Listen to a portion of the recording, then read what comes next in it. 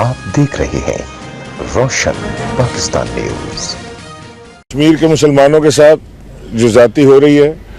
उसमें हुकूमत पाकिस्तान अपने कश्मीरी भाइयों के साथ खड़ी है और भरपूर कोशिश कर रहे हैं वज़ीर आज़म और उनकी पूरी टीम कि दुनिया भर में इस बात को ज़्यादा से ज़्यादा बताया जाए और कश्मीर के मामले को टेबल पर लाया जाए ताकि यूनाइटेड नेशन के रेजोल्यूशन के मुताबिक कश्मीरियों को अपना हक़ खुद इरादियत मिले। पाकिस्तान अपने भाइयों के साथ खड़ा है, कश्मीरी भाइयों के साथ खड़ा है और जो जुल्म और ज़्यादती बर्बरियत का मुजाहरा हिंदुस्तान इस वक्त कर रहा है कश्मीर में, उसकी मिसाल दुनिया में नहीं मिलती।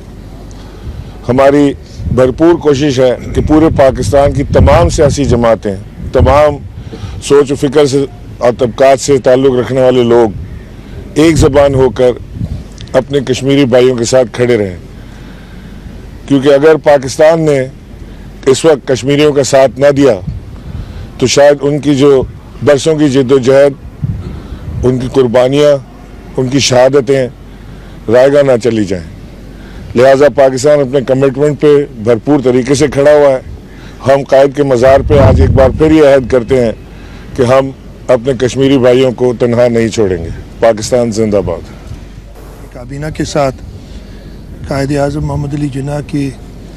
71वीं बरसी पे उनको खराज अकीदत पेश करने आया हूँ। आज का दिन हम उस अजीम लीडर को याद करते हैं जिसकी वजह से ये मुल्क हमें नसीब हुआ। कायद आज़म की जो तदब्बुर था, जो उनकी सियासत थी, उसके बग़ैर ये मुमकिन ही नहीं था कि हमें ये अपना प्यारा मुल्क मिले। इसके साथ साथ हमें आज ये भी अहद करना है कि कायद आज़म ने जो मुल्क जिसका विजन किया था, हम अल्लाह ताला की हिदायत पे चलते हुए उस विजन को पूरा करें और इस मुल्क को ऐसा मुल्क बनाएं जिसमें हर मज़हब, हर अकीदे, हर किस्म के लोग किसी भी डिस्क्रिमिनेशन के बग़ैर अमन व अमान से रह सकें। इसके साथ साथ आज के दिन में कश्मीर के भाइयों पे जो मज़ालिम हो रहे हैं, मेरे भाइयों और बहनों पे, कश्मीर के जो हिंदुस्तान की जाहिरियत और बर्बरियत से,